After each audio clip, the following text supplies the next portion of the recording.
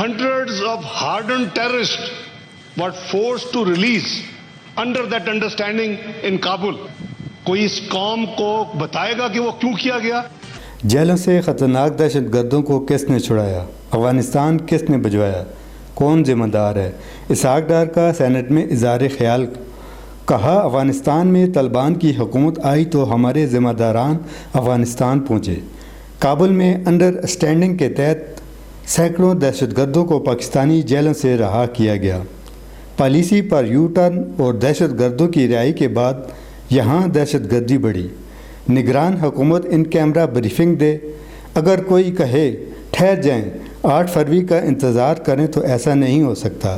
ایسے معاملات میں ایک ایک سیکنڈ گنا جائے گا۔ جیلوں سے خطرناک دہشت گردوں کو کس نے چھڑایا؟ افغانستان کس نے بھجوایا؟ کون ذمہ دار ہے؟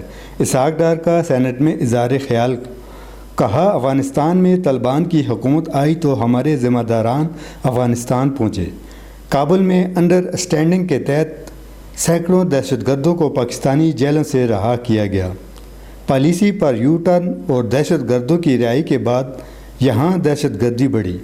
نگران حکومت ان کیمرہ بریفنگ دے، اگر کوئی کہے ٹھہر جائیں 8 فروری کا انتظار کریں تو ایسا نہیں ہو سکتا۔ ایسے معاملات میں ایک ایک سیکنڈ گنا جائے گا۔